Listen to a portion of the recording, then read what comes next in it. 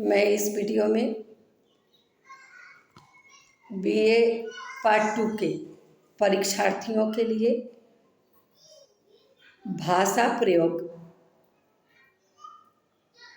से कुछ वस्तुनिष्ठ प्रश्नों के उत्तर जो परीक्षा में बार बार पूछा जाता है उसे मैं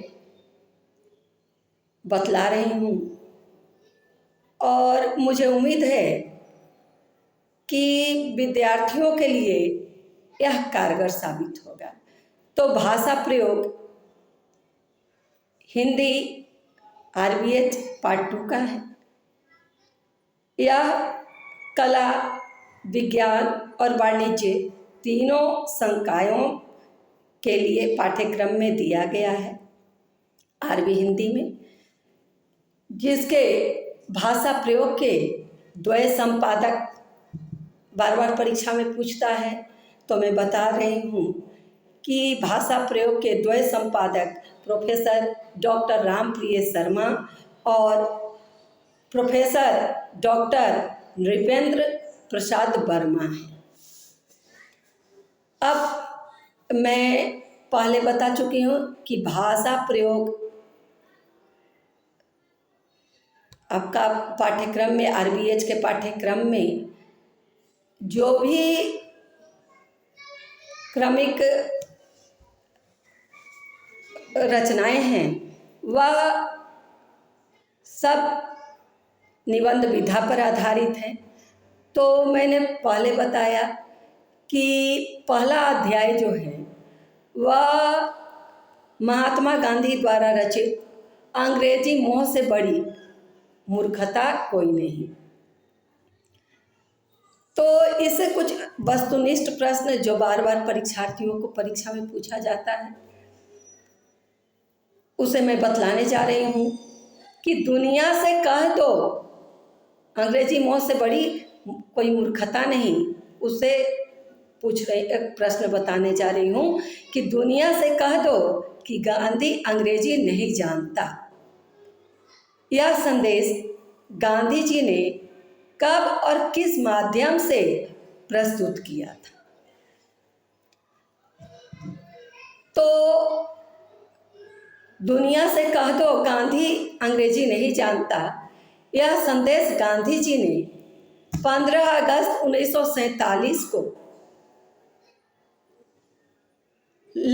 बीबीसी लंदन को दिया और वह रेडियो के माध्यम से दिया था।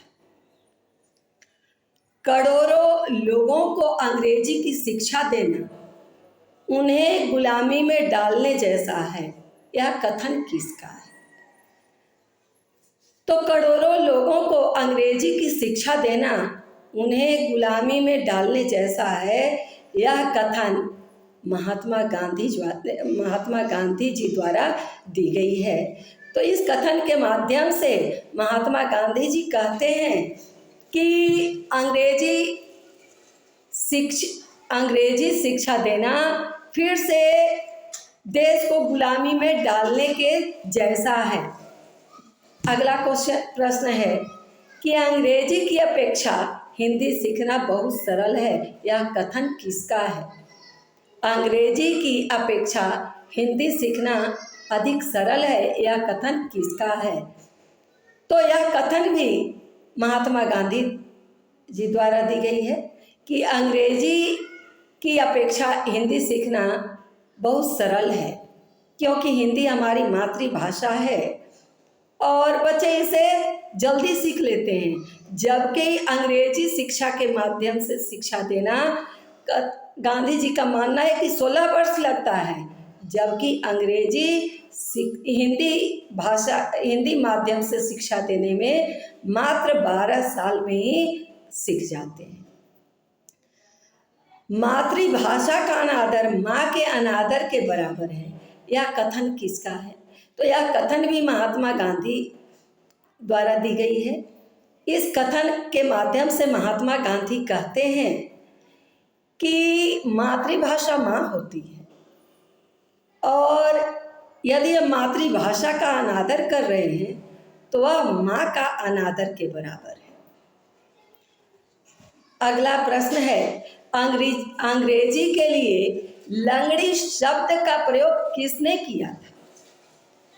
तो अंग्रेजी के लिए लंगड़ी शब्द का प्रयोग महात्मा गांधी ने किया था। उनका मानना था कि 16 अगर हम हिंदी माध्यम से विद्यार्थी बच्चों को शिक्षा देते हैं तो मात्र 12 वर्ष में ही वह आसानी से उसे सीख जाते हैं, किंतु 16 वर्ष तक अंग्रेजी माध्यम से शिक्षा देने के बावजूद भी हमारे बच्चे लंगड़ी अंग्रेजी सीखते हैं। तो ये अंग्रेजी मोह से बड़ी मूर्खता नहीं, महात्मा गांधी जी द्वारा दिया गया निबंध से कुछ वस्तुनिष्ठ प्रश्न था। अब मैं सर्वोदय से क्या समझे, इससे कुछ वस्तुनिष्ठ प्रश्न बताने जा रही हूं। सर्वोदय से क्या समझे, यह शीर्षक निबंध विनोबा भावे द्वारा रचित है। तो इसका पहला प्रश्न है, विनोबा भावे का बचपन का नाम क्या था? विनोबा भावे के बचपन का नाम विनायक भावे था। दूसरा प्रश्न है, सर्वोदय शब्द का विनोबा भावे से पूर्व उपयोग किसने किया था? उत्तर है कि सर्वोदय शब्द का विनोबा भावे से पूर्व उपयोग महात्मा गांधी ने किया था। तीसरा प्रश्न है, रघुवंश में किस राजा के द्वारा गौ सेवा का आदर्श प्रस्तुत किया गया था? तो रघुवंश महाकाव्य में राजा दिलीप के द्वारा गौ सेवा का अद्भुत आदर्श प्रस्तुत किया गया था। उसके अलावा सर्वे सुखिनः सन्तु, तो इसकी पंक्ति को मैं पहले पूरा कर देती हूँ। ऐसे परीक्षा में पूछता है, सर्वेन सुखिनः सन्तु किसकी वाणी है? तो विनोबा भावे कहते हैं कि सर्वेन सुखिनः सन्तु भारतीय ऋषि मुनियों और प्राचीन ग्रंथों की वाणी है। तो इस पंक्ति को मैं पूरा कर देती हूँ कि यह पूरी पंक्ति है, सर्वे भवन्तु सुखिनः सर्वे सन्तु निरामया सर्वे भद्राणि पश्यन्तु मा कश्चित् दुःख भाग् भवेत्। इसके माध्यम से कहा गया कि सर्वे भवन्तु सुखिनः, सभी सुखी हो। सर्वोदय जैसा है कि सबका उदय हो, इस कारण इस उक्ति को विनोबा भावे ने प्रस्तुत किया है कि सर्वेन भवन्तु सुखिनः, सभी सुखी हो, सर्वे सन्तु निरामया, सभी निरोगी हो, सर्वे भद्राणि पश्यन्तु, सभी कल्याण को देखे, माँ कश्चित् दुःख भाग् भवेत्, और दुख का भागी कोई न हो। अगला प्रश्न है कि हिंदू धर्म की रक्षा के लिए मैंने फकीरी ली, यह कथन किसका है? तो हिंदू धर्म की रक्षा के लिए मैंने फकीरी ली, यह कथन छत्रपति शिवाजी द्वारा दी गई है। अगला गांव का जीवन शीर्षक निबंध के लेखक डॉक्टर राजेंद्र प्रसाद हैं।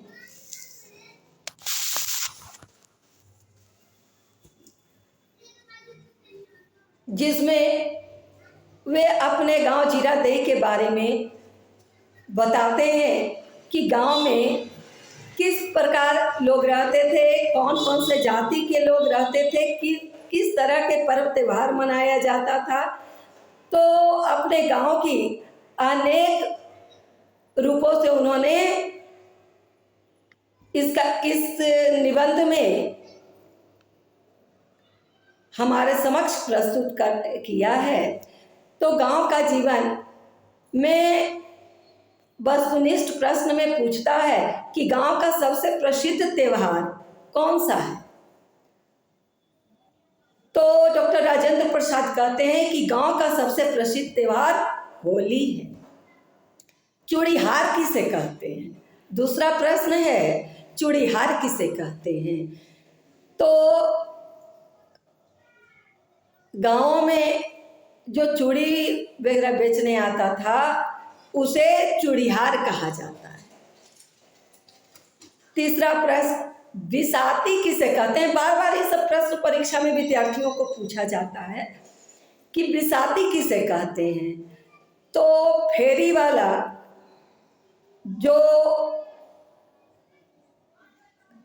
कुछ कपड़े या साज श्रृंगार की वस्तुओं को गांव में बेचने आता था उसे बिसाती कहा जाता है, आज भी कहा जाता है। दधी कादो क्या होता है?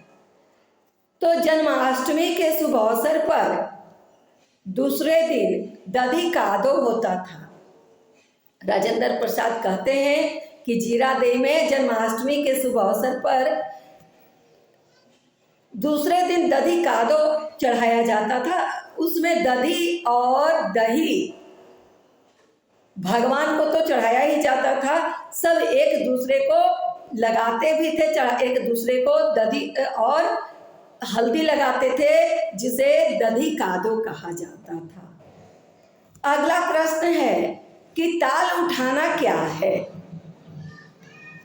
तो ताल उठाना बसंत पंचमी के दिन से होली गाने का परंपरा आरंभ हो जाता है। गाँव में बसंत पंचमी के दिन से होली की गाना शुरू हो जाती है और उसे ही ताल उठाना कहते हैं। जय हिंद, जय भारत।